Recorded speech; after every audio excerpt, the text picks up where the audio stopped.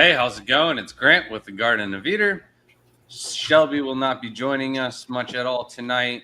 I'm hoping she'll pop in one or two times, but we're getting busy, getting ready to go to PA tomorrow. So joined with us tonight, as usual, on our Half-Scaped episodes. It's episode 5.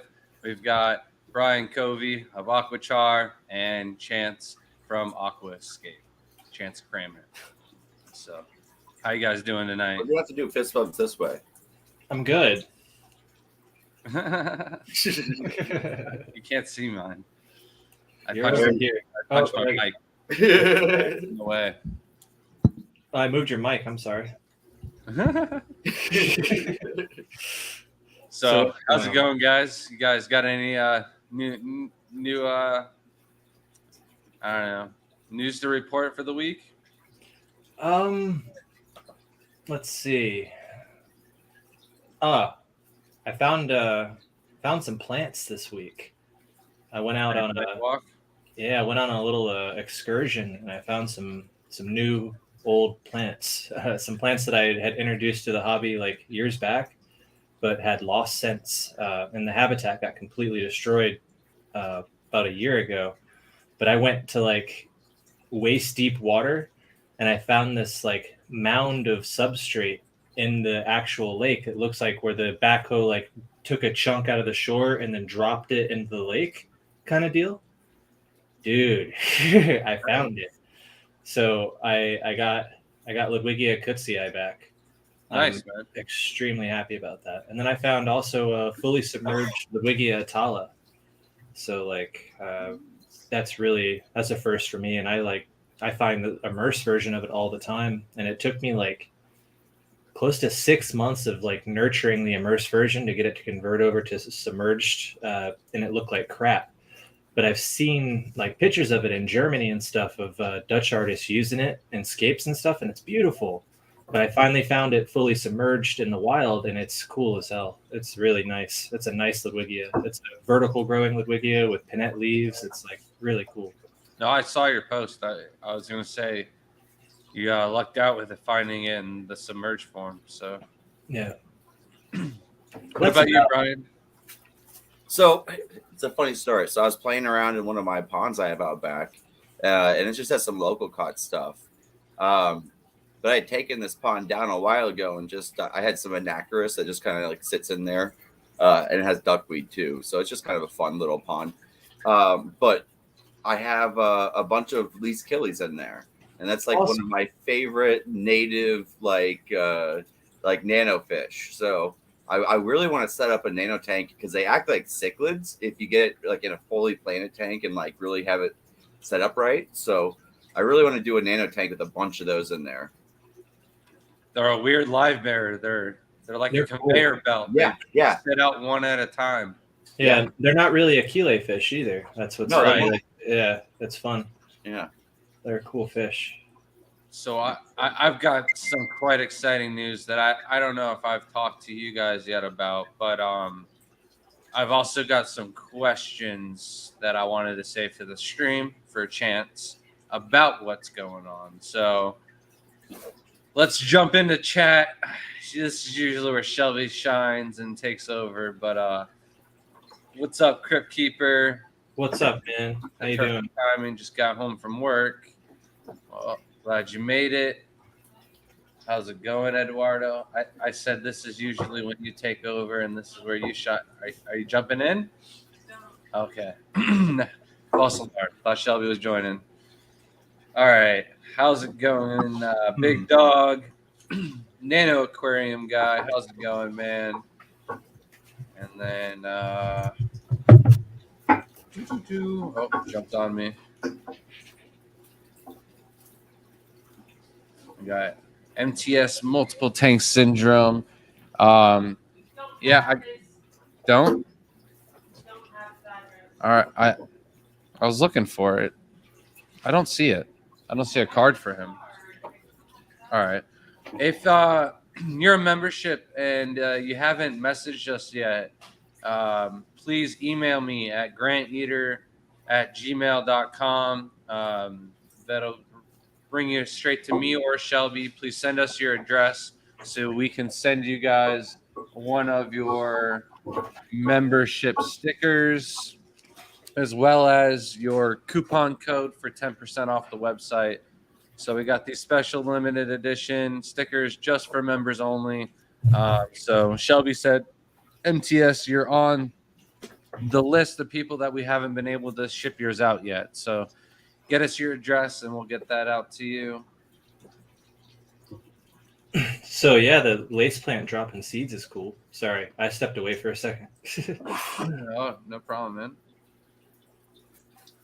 I've been looking for a couple weeks at what's out there now to secure some funds and a few spot in the house to set up a new tank. New tanks Nice. are always exciting. Always.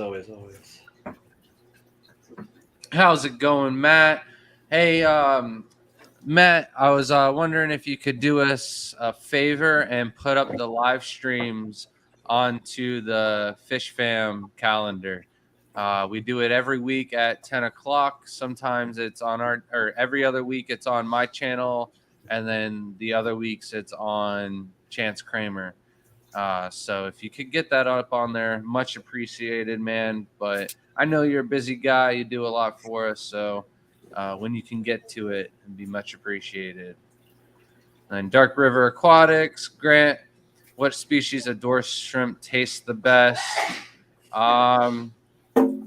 I would say the mango ones taste the best. Mango shrimp are killer. That's funny. All right, Matt said he's driving. Yeah, of course, not while you're driving, but when you get the chance. How's it going, Dee?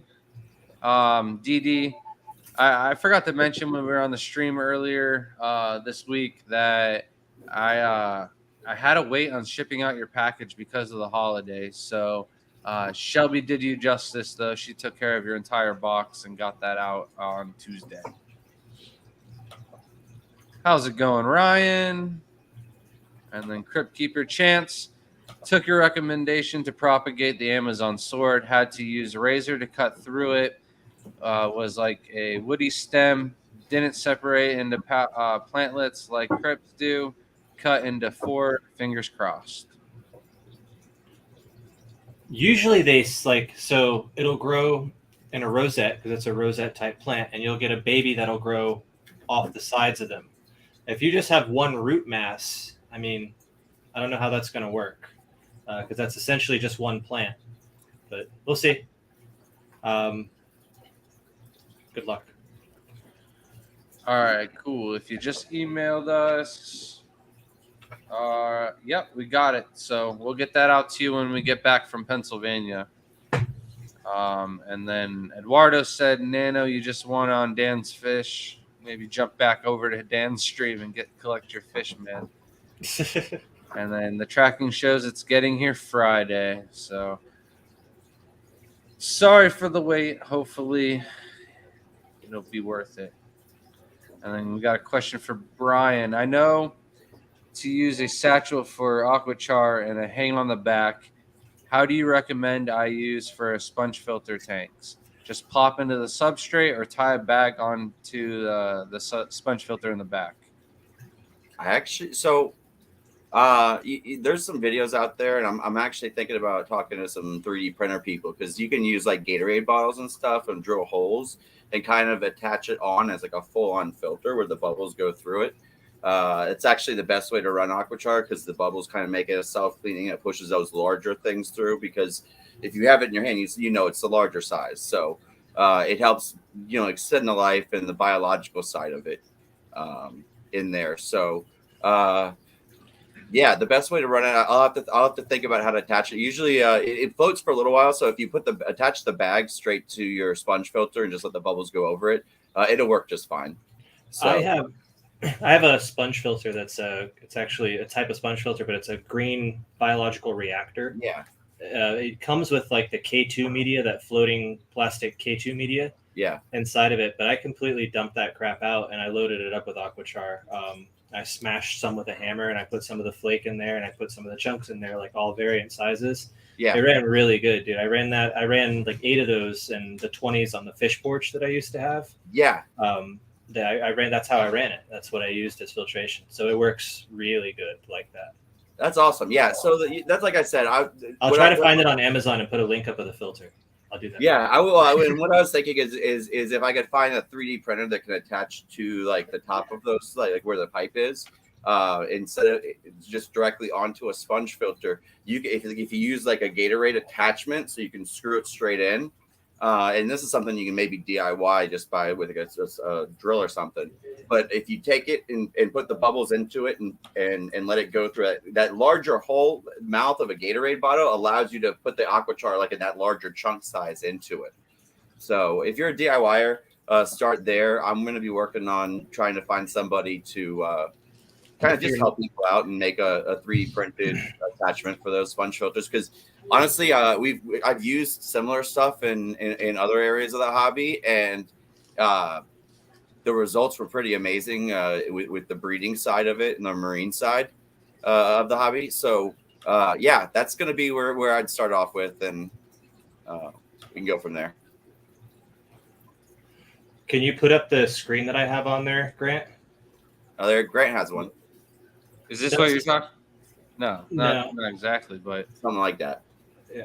I honestly muted you to get Shelby to bring this over. I was like, was he talking about this? And it looked similar on the screen. Oh yeah. That's perfect.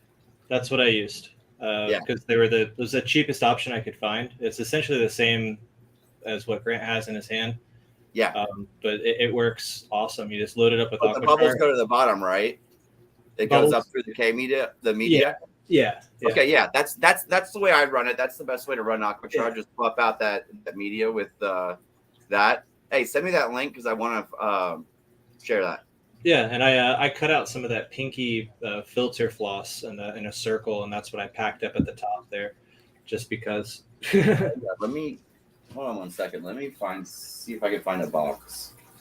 Anyways, go ahead. That's gonna be the best way to run it. So yeah. Yeah, that's it works really well. Really, really well. I can't put it in the chat. I'll put it in the private chat. Oh, I can take it from the private chat and post it in chat. Give me a second. I got on chat for a second. I thought that the reason why they sold this at the auction was because it was missing a suction cup, and then I found an extra suction cup. So nice. I'm not so upset anymore. But try to put this in together.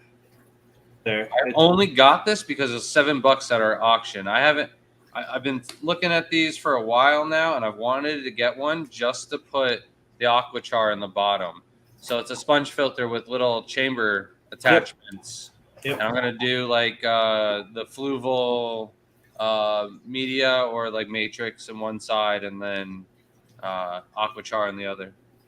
Why? Yeah, I just ran straight Aquachar. In both? Yeah. That's so what I would do. Are you gonna ever have to medicate the tank? No. So I would use 100% Aquachar in it. Because the only reason you would want to have like a media, any other type of backup media in there for the biological side would be if you wanted to have to medicate the tank, so you have to pull all the Aquachar out because you don't want to cause like your tank to crash and lose your cycle. Because I've had people have that happen when they like pull out all of Aquachar at once.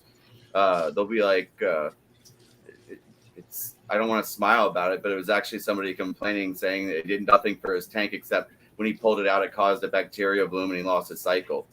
So, I mean, take that for what it is. Well, I'll run it on just Aquachar. I just got to set it up in a tank. I've also got a bunch of like the C-Chem products and stuff like that I need to test out and run. So yeah, so I'm gonna go look for something real quick, and I'll be right back. Okay. Hi. What's up, Grant? All right. I don't want to talk about my information until Brian gets back, so I guess I'll jump back up into we can do a filibuster again. We can just sit here. Wait, what'd you say? I'm sorry. We can just do a filibuster again. Just sit here and talk about nothing for 35 minutes. We can go to chat until Brian gets back. That works. I'll deal with mountain greenery, and then Thank you. We are going to the zoo and aquarium, so we're going to be chauffeured around by somebody that one of the locals. So hopefully we won't miss any of the good stuff. You back? You got something to show us now, Brian? Not yet. I couldn't find it. But I have a specific type of foam media. It's called like Brightwater Bio. You can get it on Amazon, but you can either get it in sheets where you can cut that specific thing. But the thing I like about it with running it with Aquachar is like, so the smaller sizes come with that mesh bag. So if you ever run it like together with the right size foam in the mesh bag, your monthly maintenance on the filter is like, you do like a 10-20% water change. Just shake that off and squeeze it out. Like it's a foam, but it's like a sponge foam. So like you just squeeze it out in there. So you're not killing all your biological stuff, but when it regenerates back to like what your system's currently dealing with versus what it's built up to kind of deal with from a biological side. Awesome. Yeah, if you can find it, send me a link or something. I have a couple that I can send you. And That's I even better. If I find them, I'll do a giveaway. Sweet. So I'll let Grant get back to his thing. So Dee says that we are on the calendar. However, it's on your channel for today, so we just got to get it rotated. All right. I saw a comment up there earlier about the walk I'm doing this Sunday. I just wanted to chat about that for a second. So I am doing a plant walk this Sunday. If any of you are local or semi-local and want to drive over to West Palm, and go for a walk. It's actually a little bit north of here. It's in up by Jupiter Tequesta area. We can go ahead and meet up there, and you can join the Florida Aquatic Plant Club on a little excursion to go find some plants and collect some fish. That location's got the green sailfin mollies, or the Lapatina Pasilia. Really, really cool fish. That's also got the Lyserchiles that we were talking about before, as well as Gambusia out the wazoo and some larger sunfish. No dwarf sunfish or anything like that, but still a lot of good, cool stuff. So if you guys want to come out, it's a good time to. Hey, Lonnie, we got your package out yesterday. Shelby took care of it. Shelby actually took the day off yesterday to help me out with our packages because we got so much going on. She's a keeper. Yeah. Yeah, I can't believe she puts up with you like that, man. Really? She's close enough that she can laugh at it. Good. Thank you, Shelby. Oh, my. How's it going, Jamie? So, Jamie, I got to figure something out because it's going to cost us $30 to ship your box of Aquachar over into Canada. So, hey, Grant, message me about that because I have, if that's the case, I have like a way to get some over there. I got to add all these stickers and other stuff onto it. So, Brian, it's easier to separate the packages if that's what you're doing. But just send me a message. all right. Brian, you should link up with Kevin Grant. He's a Canadian up in obviously Canada. And he's an aquarist, a really cool dude. He is like a aquarium biological nut. Awesome. Yeah, you and him would get along very well. And if you could, maybe get him some Aquachar up there. Yeah.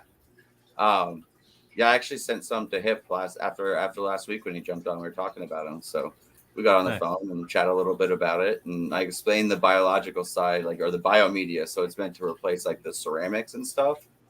Yeah. Versus replaces the ceramics, but it's an active site. There you go. Wave, Shelby. She's here. I see her. She's over there.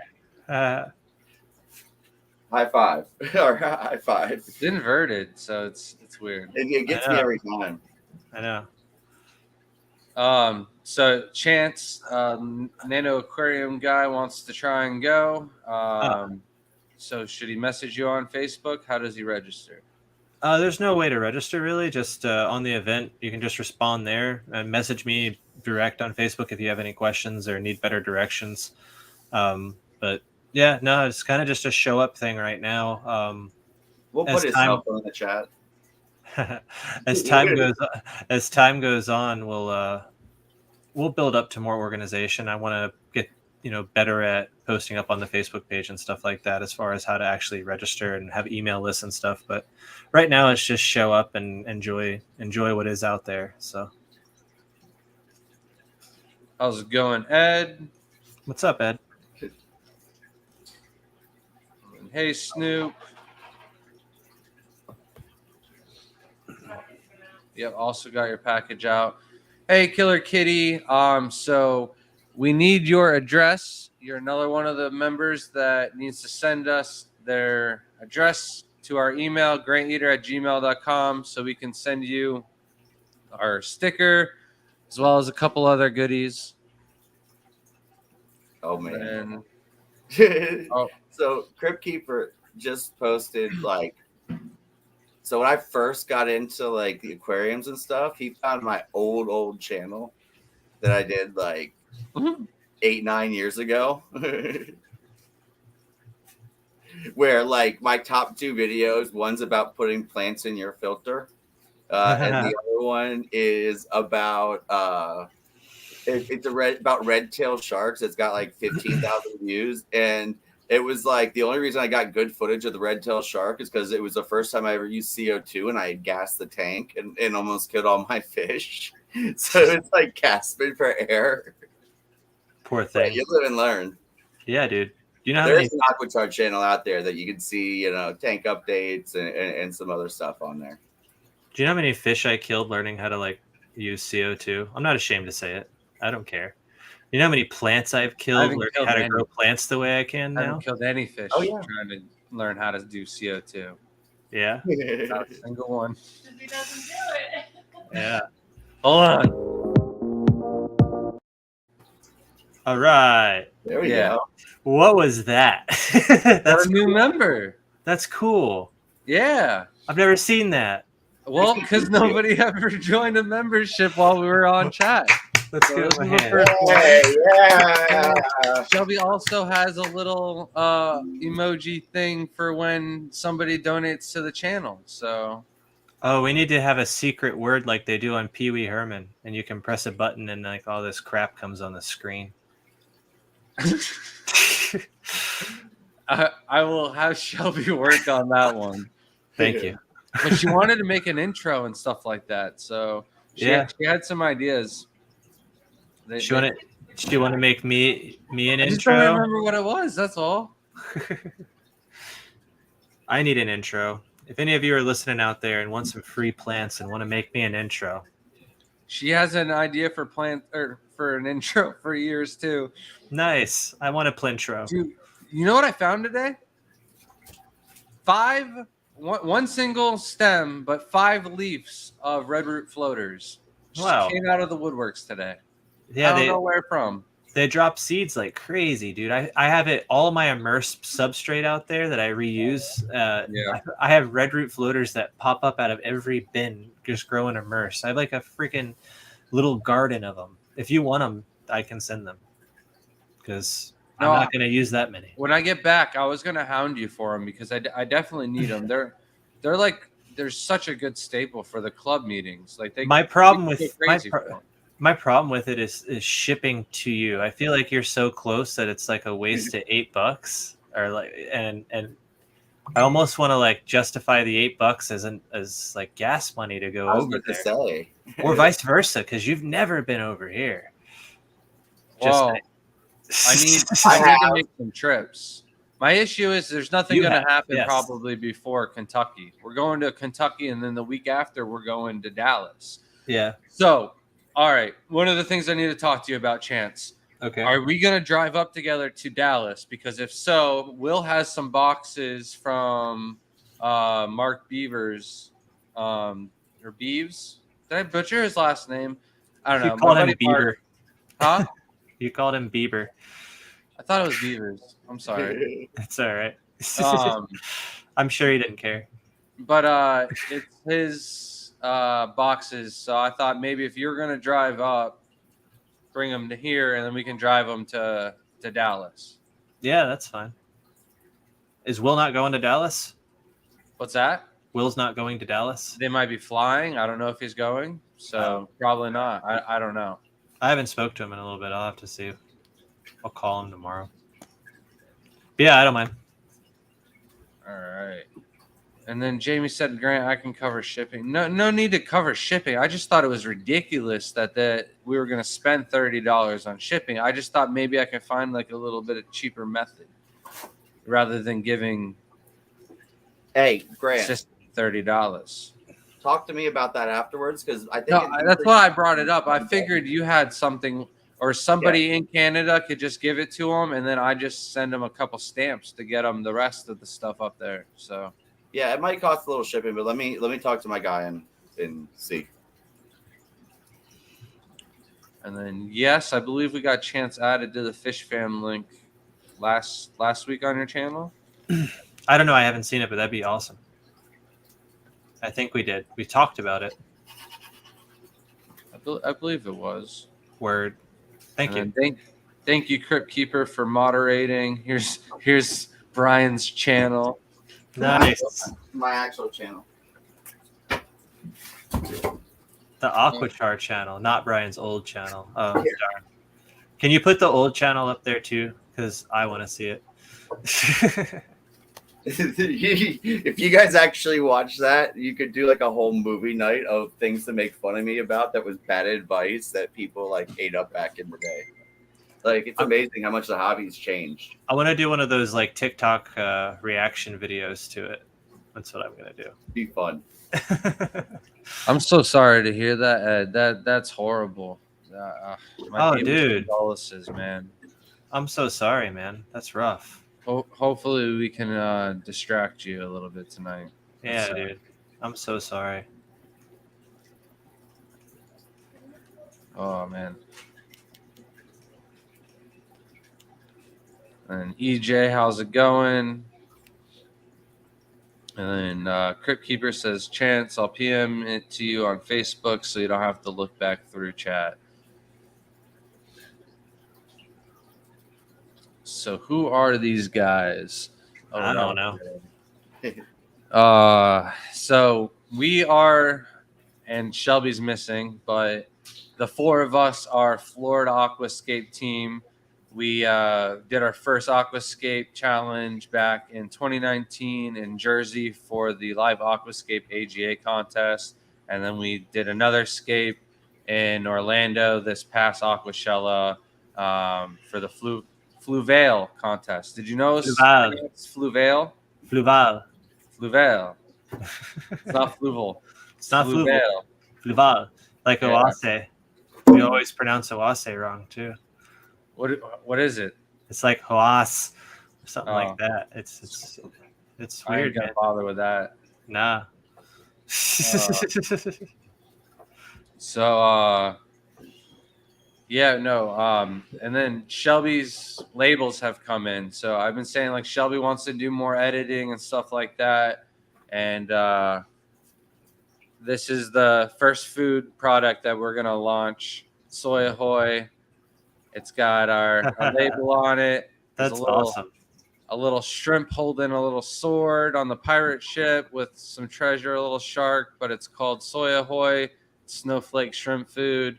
There'll That's be awesome. 50 grams in each bag, and I'll put a little bit extra. But yeah, no, it's going to be the first product up on the website. So Nice, dude. Congratulations. First product on the website's Aquachar.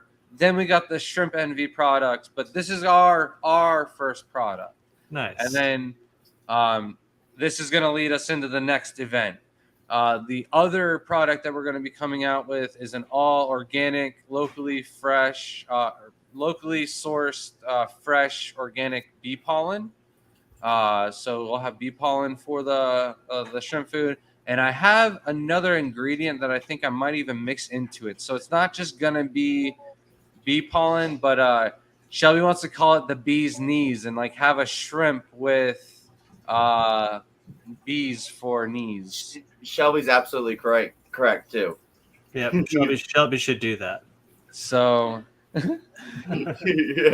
look out for those products. It'll be really reasonably priced snowflake food. So you can add that and the other shrimp foods to our site. Grant, when does the new products release? I want them both. I still. So we went to the flea market because somebody told me that they sell the bee pollen for the honey bee table or whatever. Okay. And I went to the flea market. We walked everywhere, but the very first booth we got to when we got there was the bee pollen table. I'm like, oh, we'll come back. And then Shelby got plants. I got a plant. I got a pitcher plant. I don't know. The kids got little like Pokemon stuff, and I forgot to stop back at the bee pollen guy. So when we get back from PA, I'll need to go and probably hit. I can just reach out to the guy locally and just meet up with him somewhere. I don't have to wait and go to the flea market or whatever. So, but the snowflake, I don't know if Shelby took a picture of it and got it on the website or not, but that should be on the website relatively soon. Awesome. How's it going, John? Lewis? I never know what to call you. I know it's Lewis. LJ. But Lewis is your cousin. I know Lewis is his cousin, and I went to school with his cousin. So I never want to call him Lewis because then it reminds me of his cousin. Florida is where it's at. If I move to Florida, will you teach me to aquascape? I mean, that's what you don't even have to move to Florida. Yeah. We'll teach you how to aquascape. If anybody out there, I don't know if we can start. Do we have it locked down for our guests next week? I didn't talk to him yet. Brian said he was. Brian. I talked to him, but I'm sure I can see. So it's not 100%. I'm not going to talk about it. I'll text him and see if we can do like a breaking announcement. Yeah. It needs to be 100%. You make the thumbnail and post it. Yeah, I'll make it all up and make it all nice and yeah. But my point is we're at the level where we're ready to bring on other guests. So if anybody, any of our followers, subscribers, or whatever, wants to come up onto the chat with us and show their tank, we can help walk through it. You can show us a tank that you already have, and we can critique. We can, you know what I mean? Shelby's not here right now, but it would be four minds. I'll bring Shelby over here if it was something like that. But, yeah, Yep, that'd be that's the whole plan of this. Florida. The whole plan of this is to get the whole community involved, not just us. It makes it easier for us too. There's only so much I can, talk about what I do. I'm sure there's only so much Grant can talk about what he does. There's only so much Brian can talk about what he does. When we get the community involved, it makes the stream better. The whole goal behind when we started this was to have a down to earth stream on aquascaping and hobby related stuff, as frankly it just doesn't exist right now. So we're gonna pull you all in. This is your stream just as much as it is ours.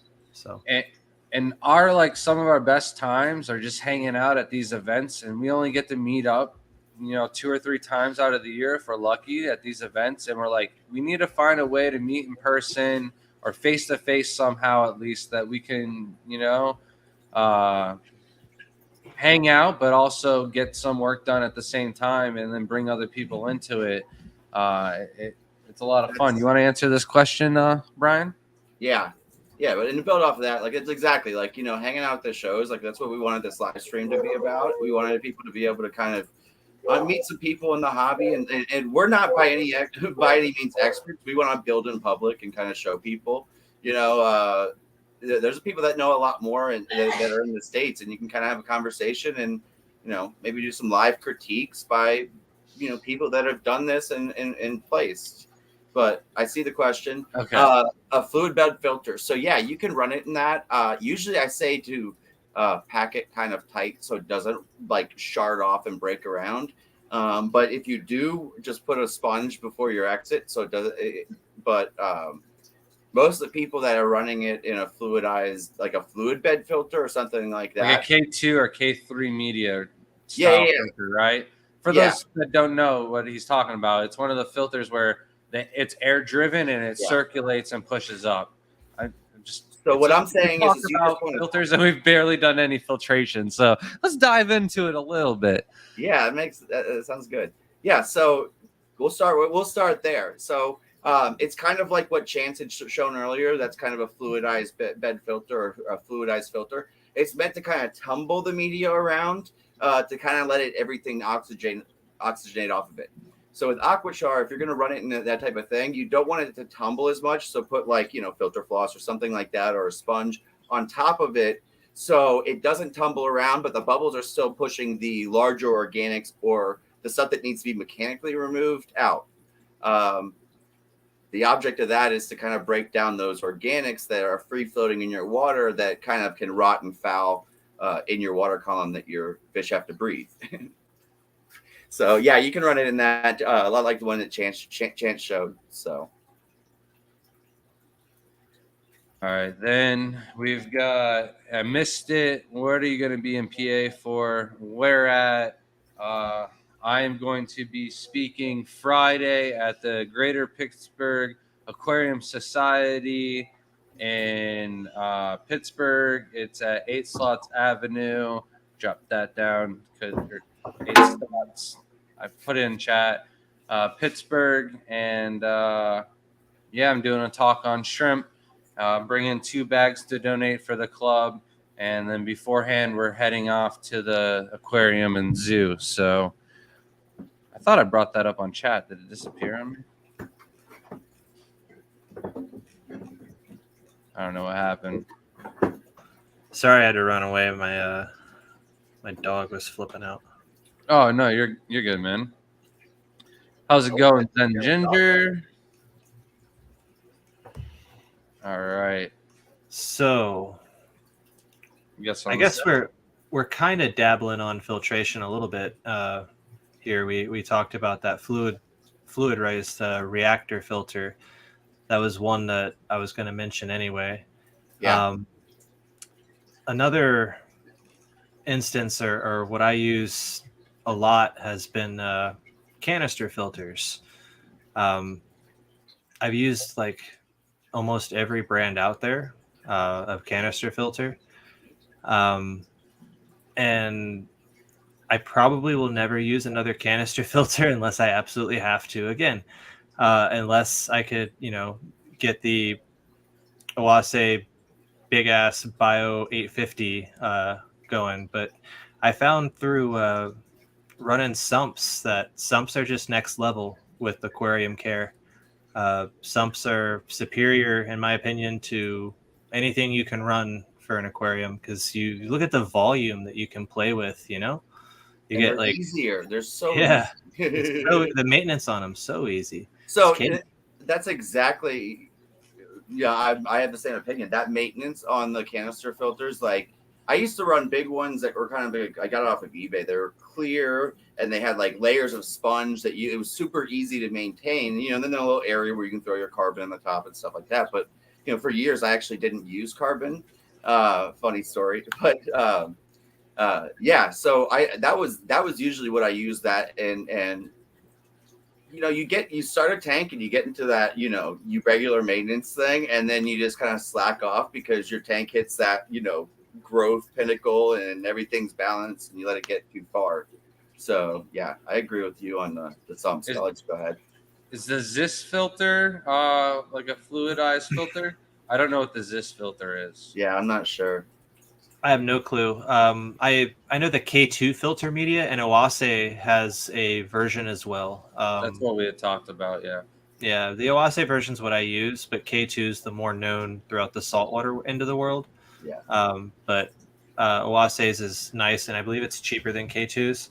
But honestly, Aquachar, like I said, is where it's at when it comes to those fluidized reactors. And in any media, if I like the sump that I have down below, I was trying to get my phone to get on the stream so I can show you guys the sump, but I mean that thing's gonna probably have enough Aquachar for like a 400-gallon tank in there, but it's gonna be good.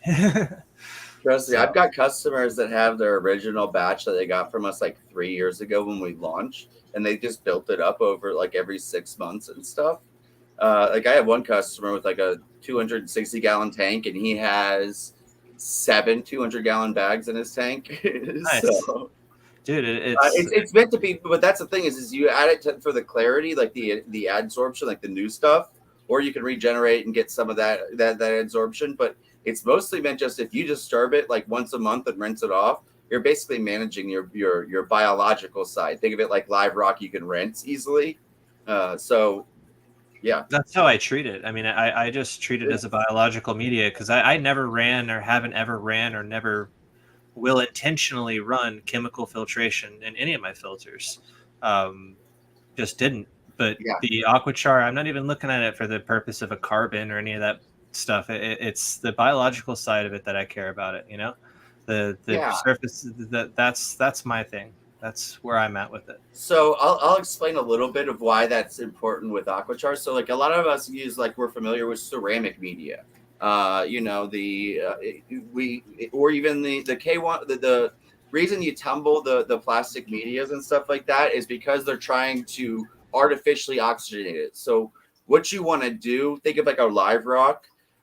You get different layers of bacteria breakdown. So you have your basically aerobic, which not necessarily only does like the nitrification process is complicated, but you have your aerobic that kind of usually is your nitrification bacteria. So it's a reason you use the tumbling media.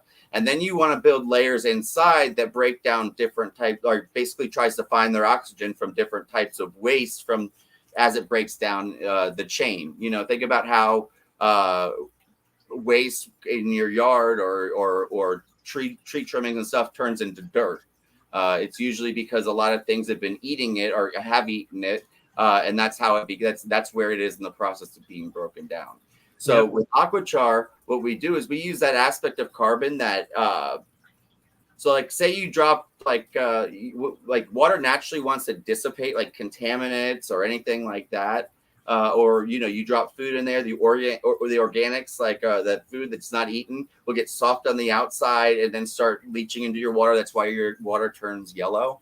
So we use that aspect of being able to pull that directly from the water to basically the larger size of Aquachar allows that breakdown process where you get the aerobic and anaerobic bacteria, but they're also it's a beneficial microsite. So since the food's like I've said this before, but it shows. I always say bacteria is lazy, just like me. They only want to eat and reproduce. So if they have free Uber Eats in hotel service or a clean hotel with maid service, like they can focus on eating and reproducing and kind of changing that microbiome of the environment. So Aquachar is a biomedia. We just have a really good activator or chemical filtration introduction, like Grant can appease to with his, flea medicine. Yeah, no, I Aquachar as a sole filter media. I'm trying to figure out a place to put this mic that's better than where I have it. Aquachar as a sole filter media, apart from having some mechanical filtration, has worked great for me since I started using it from you. Yeah. I Talk honestly, about fertilizer, since we talk about plants, because I can explain the process of how it works down, but you can say how it works because you actually, that's your area of expertise. So you can talk about that. well, basically, I mean, with any ecosystem, it relies heavily on the microbiology of that ecosystem. Yeah. You can't have an ecosystem that's thriving if your micro ecosystem is not. And through my experience of the years and years that I've dorked around with aquariums, back from breeding discus to breeding apistos to breeding God knows what before I got into plants, Aquachar so far has taken the cake as far as speed is cycling the tank out and being stable.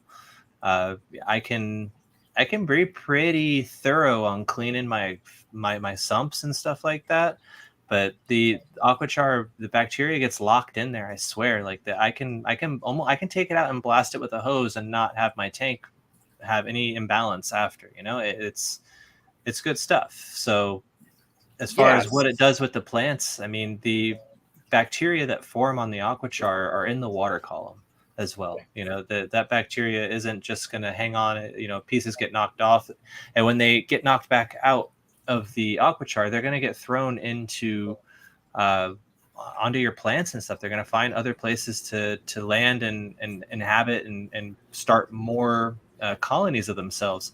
And that bacteria, there's bacterias out there that feed on, you know, microalgae, you know, beginning stages of various algae. So the stronger your level of bacteria or level of shall I say, have you answered Brian's poor question yet? Or are we just talking about aquachar since I've been gone the whole time?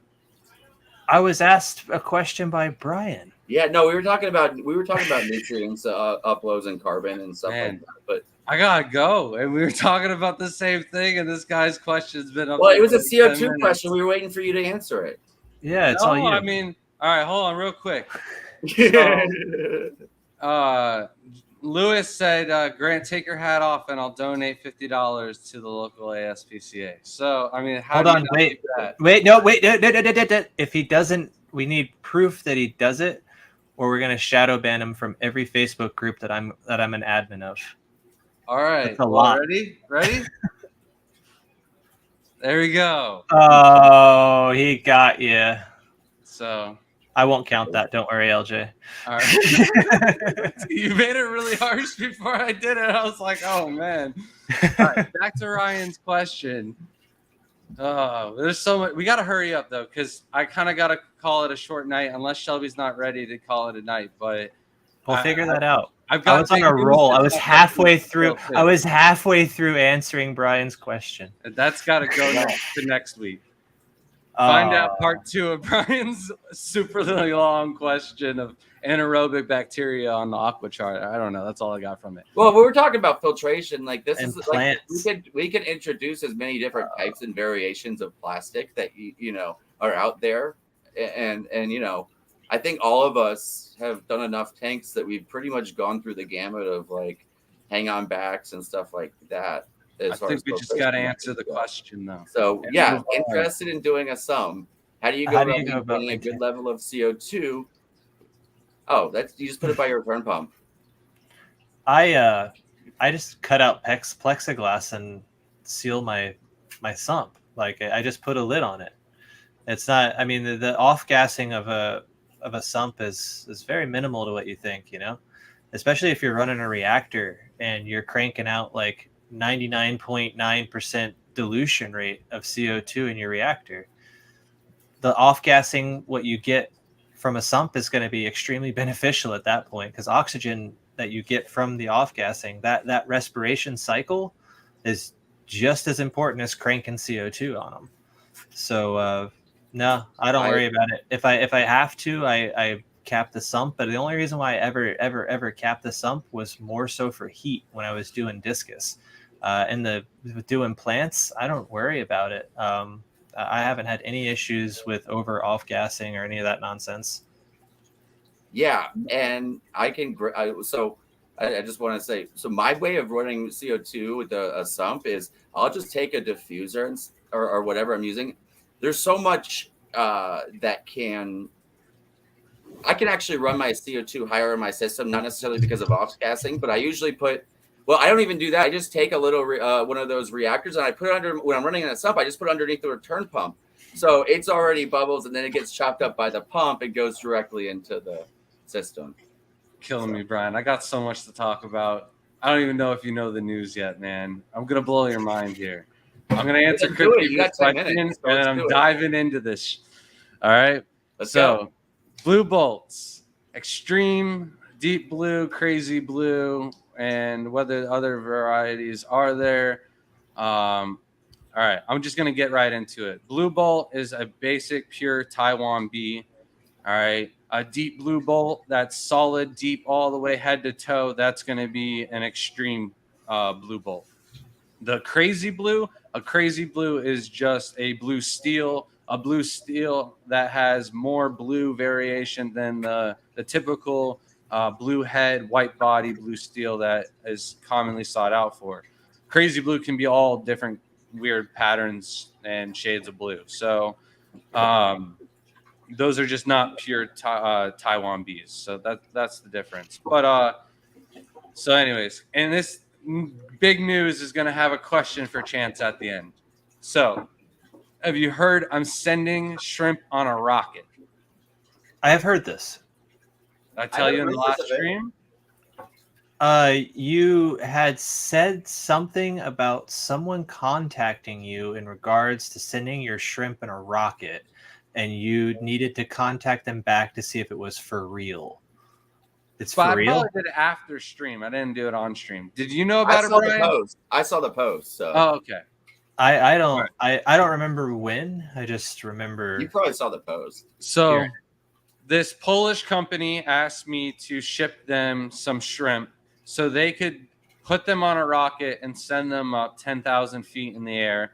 The process is they're going to put the shrimp to sleep. They're going to basically put some type of chemical that makes them go to sleep for so long, and then they wake them up after the journey. They put them to sleep because if you put a shrimp into that much G-force and send them up, they're probably going to have a heart attack or a stroke or something that's going to end up killing them or doing really bad damage to the reproductive organs if they have a stroke. You know what I mean? rocket shrimp. Sorry. No, dude, Shelby already sung it, man. It was on this mic. We got it recorded. It's going to be on the video. It's Awesome. a whole little music video for it planned out. Nice. But yeah, they take the shrimp, they send them up, and they're basically doing this little testers, and they're doing it for two reasons. One reason is they're like a little miniature version of the large freshwater prawns that you would eat. So Okay. if you're doing like a hydroponic system, you don't just want to eat kale, you want to eat some fish, you want to eat some prawns. So these are like a little test subject for the bigger guys. All right. And then the second reason, and this is what I want you to be in. And by the way, I sent the shrimp off today. Was supposed to be launch day, but they had horrible weather conditions. So they're starting again tomorrow at 4 a.m. in the morning. So Nice. hopefully better weather conditions. Also, I imagine it's like here in Florida, if you want to do stuff like on a roof or tall trees or something, you want to do it in the morning when it's not so windy. Later on in the day, it's a little bit windier. So maybe that's something to do with it. But the other reason is pollinator. So they're sending not just shrimp, but also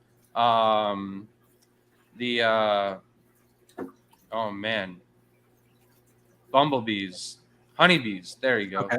I wanted to call them fruit bees. I don't know why. Honeybees.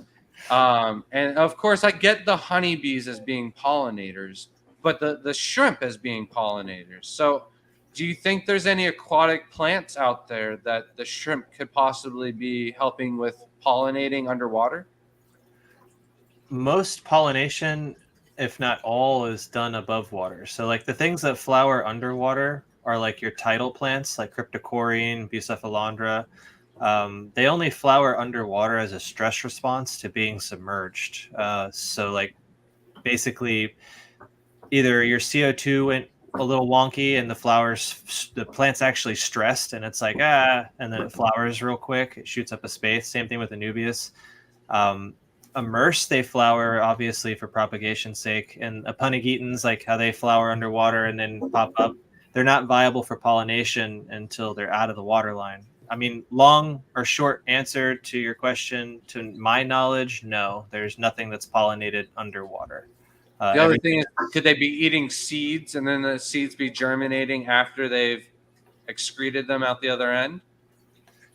A shrimp eating a seed would make that seed really, really small. So I'm not sure how that would work for the genetics of the seed. Right. I'm not sure. That'd be more like A lot of aquatic plant seeds are really tiny, though. not That would small be an enough to go through a shrimp's digestive system though. Like most of them are still visible by the naked eye. Like even the Rotella ramosiar seeds, it's a tiny stem plant. It's visible to the naked eye. Glossostigma seeds, that's carpeting plant. Glossostigma eletinoids. Its seeds are still visible to the naked eye. You don't need a microscope or anything. So Right. I think that would be too much damage from the shrimp chewing on it to get it through, Now, what about like spores, like moss? How they send spores? Could it be like that? Well, spores are, again, that's an airborne thing. Spores in the water really are going to sit up on top of your water level until they make it either into a surface skimmer and are pulled into your filter. And that's why you get like weird funk in your filter sometimes if you get like really weird spores or spore bacteria from like cladophora or whatever. So I've put some thought into it, and then the only other thing I could think of is possibly like for biofilms. Do you think they could help seed and spread out biofilms to different areas, and that could be what it is? So yes, biofilms are way more important, and especially because they put it as they wanted an ecosystem that for the hydroponic system to be set up, say on the moon or Mars, to create a self-sustained, I'm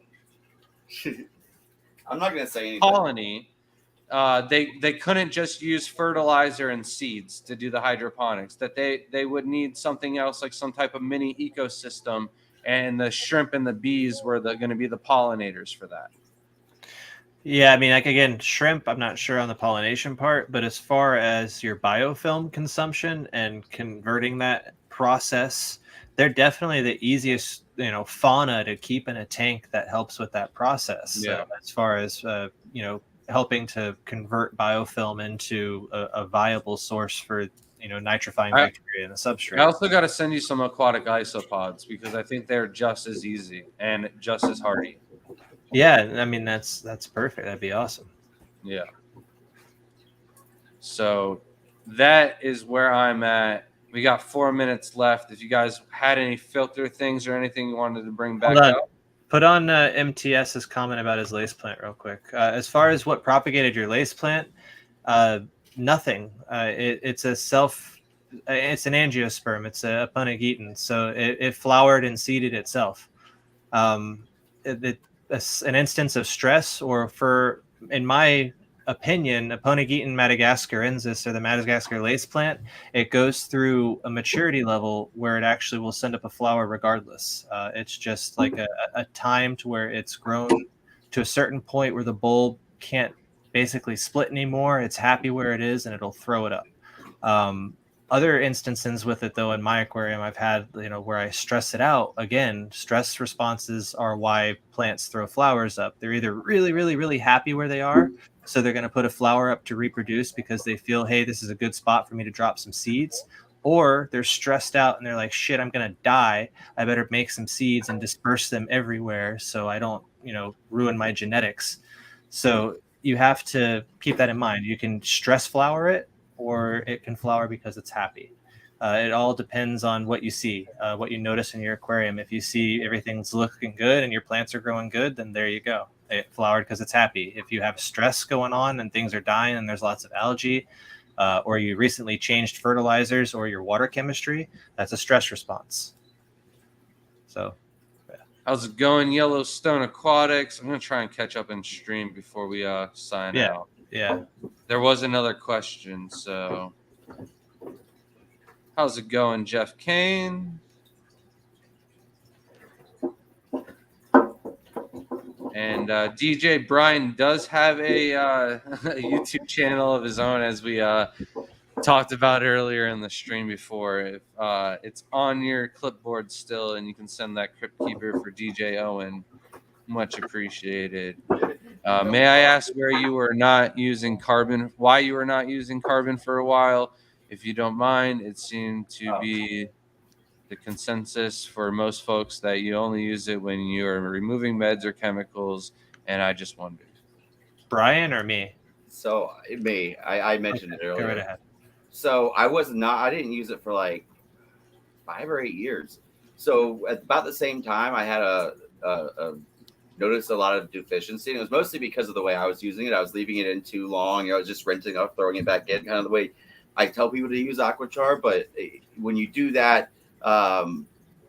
back about 10 years ago, people thought carbon was carbon. So it's a lot of fossil coal based carbon. So basically the tars and stuff like that caused hole and head lateral line disease on my sailfin tang on the saltwater side.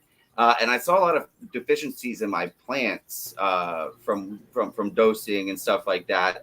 You know, a lot of it was usually potassium for some reason, but I noticed other, and a lot of that was because I did.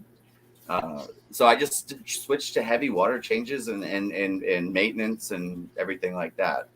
So Nice. All right, if we're talking CO2, I'm running a Griggs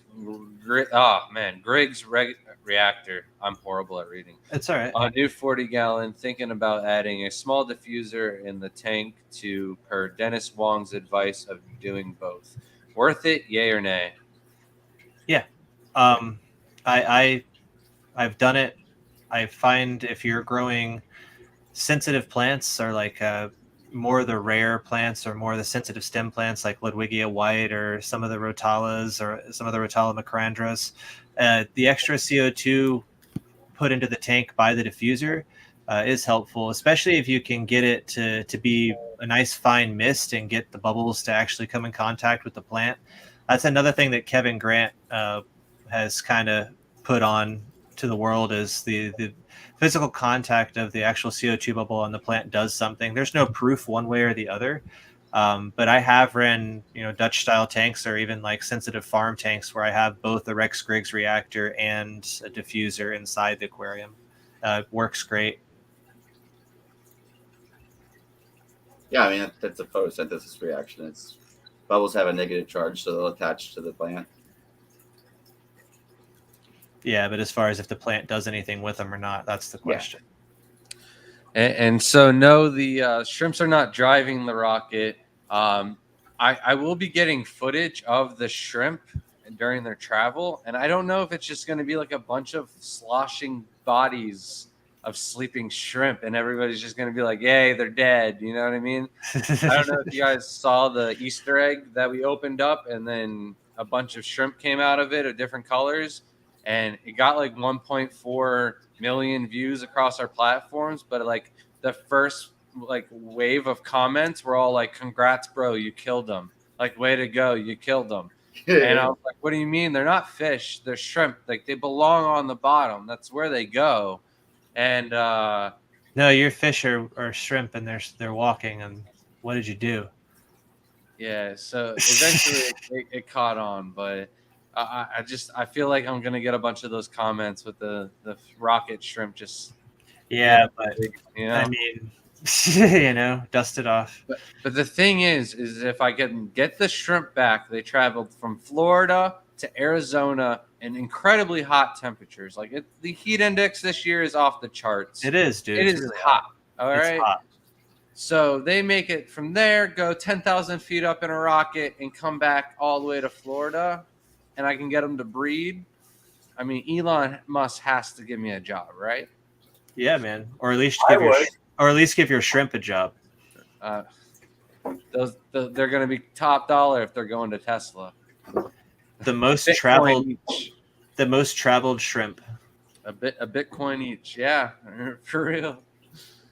Oh man, my original group of Black Tiger Orange Eyes came with me to every single one of my competitions for like 3 or 4 years.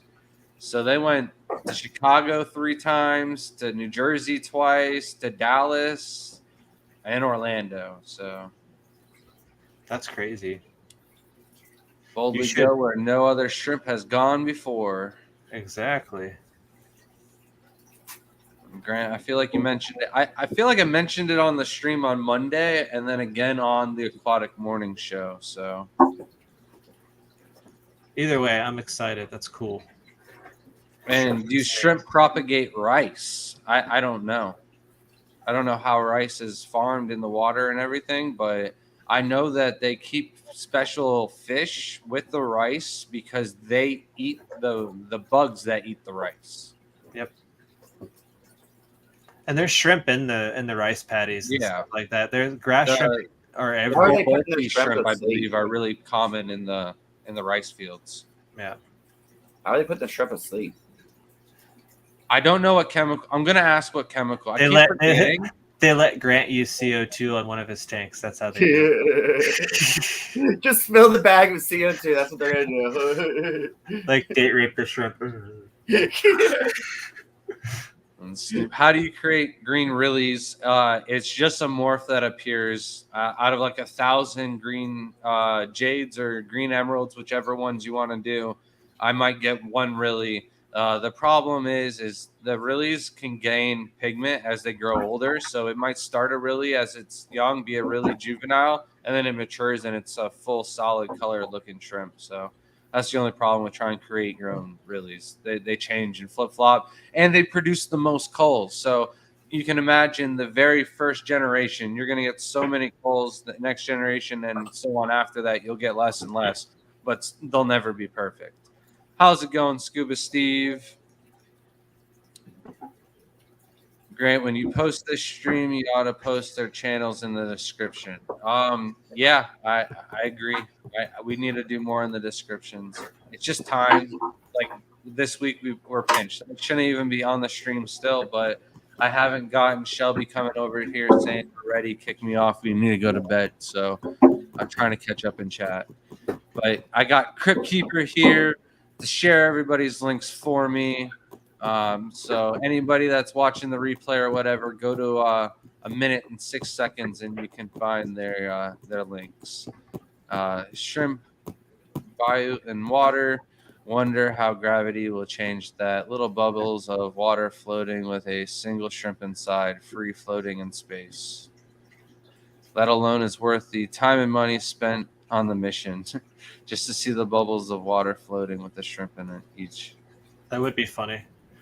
Can you imagine the shrimp that like accidentally went out of the bubble though? And I don't know why I said bayou. It's buoyant. I actually, it's weird. I heard you say it, but I heard you also mean buoyant when you said it. It's really strange that my brain did that. That's why we No, work as a team. I'm dyslexic. I shouldn't be reading chat. Like the Griggs reactor, I wanted to say Rex Riggs reactor, like RRR, like, but that's not how it was. How much will you sell them for? I probably won't ever sell a Neocaridina shrimp for over $10. And if they're going to be culls and uglies, because I did not send pretty shrimp up to space. Like Why I didn't not? send any breeders. I sent their ugly uncles and You should their send some aunties Galaxy fish that bones up can't there. have babies anymore, or just didn't happen to be pregnant that day and were lacking color. So Then Galaxy fish that's gonna bones. be the breed in the Smithsonian. You know that, right? what's that? That's gonna be the breed that goes down in mankind's history that's bred into the Smithsonian and everything like that. And you just blew it by sending a bunch of coals. So what do you think about Scape? I can work on the line, man. It'll be good. It'll be good. Greens are, the genetics are there. They throw so many calls anyways. And I had to send them 45 of the same kind of shrimp, and I didn't want to send them from different tanks because I don't think they were going to acclimate them in, and they'll be healthier with the same stock. So I kind of had to send like 4 or 5 nice ones. So if those are the ones that make it back, the 4 or 5 ones will go in their own tank, and then they'll breed. They'll be the space, you know what I mean, top dollar. And then I'll sell the space culms. I'm not trying to get rich off of these though. Space coals. That's funny. Rice farmers use koi or crawfish. They also get them for food. You just Crawfish. dropped $500 on isopods yesterday. I thought you're out of isopods. You should have. I don't know which ones you got, but Shelby's got a bunch of isopods ready to let go. Hey, Lefty, how's it going, man? Usually, I need to sell some plants. Spend $500 over here. Usually don't see you on this late. Nice to see you. So I better save. You don't have to save up that much, man. Space And- shrimp. All right. Yeah, we are caught all up.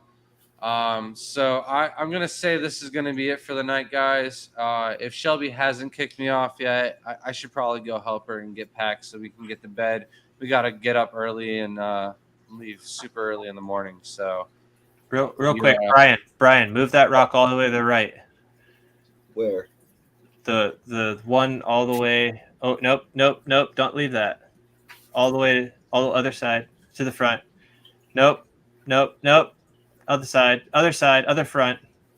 Nope. Yep, that one. Where? To the other side. Other side of the tank. Keep going. There you go. Gotcha. That opens. Keeper, do you know when they anticipate sending them up in space? I imagine not anytime soon. No, that'll be tomorrow. They start launches at 4:00 in the morning. It's not just the Polish team sending up the shrimp and the bees. There's like 23 different countries and I don't know, like 100 rockets going up. So all different kinds of experiments. Just the shrimp one, of course, the coolest. Absolutely. Let me see it, Brian. I didn't see what it was before, so I don't like the transition from the very top rock to the rock underneath it. But there's like I'm gonna put details to like fill this in. I was gonna say that's 2 rocks away from filling in that gap and making that look real nice. Yeah, I'm just trying to get a like the main rock structured. It's a good base structure. I like it. I'm trying to figure out how to bring this kind of down a little bit. Yeah, I'll figure it out. I'm gonna have to get more stones. You could Anyone else bummed we haven't seen Brian smash the tank yet? Oh man, stay tuned. They're gonna bomb Russia. That's how we should close episode. Stay tuned next week to see if Brian smashes his tank. Yeah. Putin's gonna have your shrimp land on his desk, and you're gonna get like KGB agents banging on your door. Well, no. Our shrimp will take them out. I don't know if you know this, but we've been training them to wield swords. So dude, they'll take out a couple KGB agents, no problem. Your Nice. coals are not going to kill Putin. You should have sent the good ones. Not just a couple coals. I don't know. They were orphaned. We They got treated like thousands, coals. We got Coals were ugly thousands. by grand. If you were in the water, do you think you could take on 1,000 shrimp with swords? How That big are would the be swords? painful. What? How big are the swords? I mean, comparable size to the body. That 1 hurt. centimeter. 1 centimeter. That's a Maybe lot of hurt. 1,000, but like if it was a million, It I doesn't would matter be how dead. big they are. It's all about the sharpness. Let's get that Dude, clear. if there was a million of them, they didn't shred you up faster than a great white. And we will be working on shrimp space t-shirts. Shelby wants to make like the rocket a bee because they're going up with bees. So it's gonna be a really nice Dude, what if aliens intercept your shrimp and take your shrimp to their home planet? Then your shrimp are going to be like really. What if aliens find out that I'm the one that sent the shrimp up in the first place, and they abduct me and make me a slave to breed shrimp on a different planet, man? What if the aliens are advanced shrimp and they come back and kill you for enslaving other people? I forgot to end the ugly. live stream. This is all stuff that we talk about after live stream usually. This is perfect. In the though. back room. The people deserve to know. 1,000 shrimp with swords versus 1 shrimp with a machine gun. Who wins? I wish we had one of those simulator games where we could program that. I think the shrimp with swords, because if I tried to shoot the paintball gun through water today, and it doesn't shoot straight at all. So I imagine like the bullets are not going to be going very straight, and the shrimp aren't just going to be coming flat. They're going to be swimming at all angles. So I get 90 shrimp dead before the shrimp with the machine gun's dead. Yeah, I'm with you on that. I have no idea how 1 shrimp's going to pull that trigger, though. Machine guns are I mean, pretty a shrimp size. I mean, they've got touch activated technology. I mean, machine gun's such a vague ass term.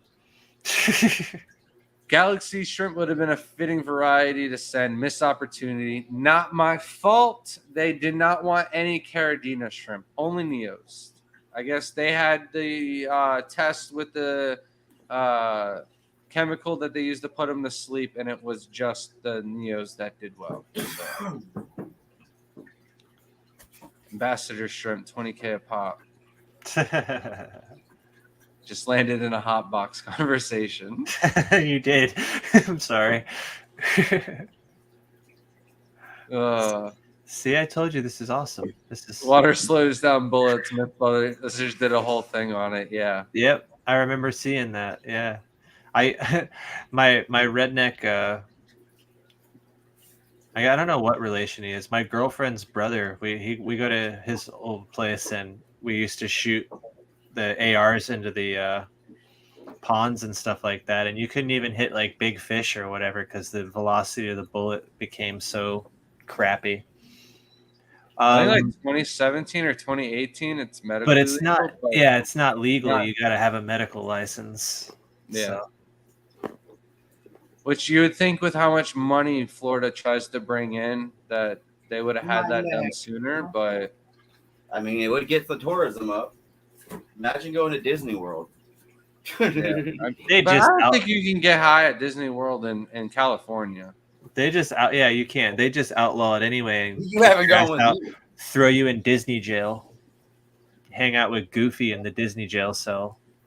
Grab your ankles. Right, 1,000 crayfish versus one flower horn. If the crayfish were out to kill the flower horn, I bet on the crayfish because the flower horn's going to get tired and have to go to sleep, and when it sleeps, the crayfish will win. Yeah. And if the crayfish had any training with the shrimp, it's done. Yeah. And I mean, I don't know how, but I have crayfish still in my pool with koi and turtles. So they definitely would win then. They hide, bro, and they're like if you have like the self-replicating ones, all it takes is one to go hide. They're not. They're just local ones out on the Wikiwachi River. Wikiwachi. Snoop wants to know what's going in this tank. Do you have a livestock idea? Shoot. Little fish. Probably a school of tetras. I haven't really narrowed it down yet. I really like the what are those? The red ones that I just had that we use in Escape. I might get a school of those again, just to kind of throw back to the Escape that I didn't actually submit last time. That was like this. So Shelby just got some threadfin rainbows. They're real cool. I wish we had and that's my other thing is I might do that. Those are my favorite. I love the thread fins. I want to get like 20. All right, so we need to figure out in Dallas, like, are we going to be responsible for livestock too? Because that could be what sets us aside. Like, I'm pretty sure they just brought in somebody to escape our tank for us too. What do you mean? They're just gonna have someone come escape. You pick which one you want. It's just gonna be done already. It's no, it's not gonna be you can't think, Grant. Don't do that. Yeah. Well, if we can bring our own livestock, we should at least go ham on that. I have to bring my safety sawzall because no plastic dip or glue. Yeah. So I was blasting invasive species with my my Geo 4 paintball 6.4. No, my Geo 4 paintball gun, and I accidentally hit one of my nets and knocked it into my red cherry pond. And today I had to go get an order for my red cherry pond. And I was like, oh, where's my net? Oh, yeah, that's right. It fell in the pond. And I grabbed it out of the pond, and I had enough red cherries in the net for the order that I had to catch. That's awesome. And then the next net that I just did just for fun, there is like 300 in the net. And I was like, I had no idea there was this many in here. So that's kismet. Thread fins and blue eye rainbows are both awesome. Yeah. Oh man. Damn. I had the name for the blue eye rainbows. Celebris. No. Does it start with the F then? Because there's three. There's S. I can't remember what. Pseudomagills. Right? Yeah. Are the blue eye rainbows technically pseudomagills? I'm not sure.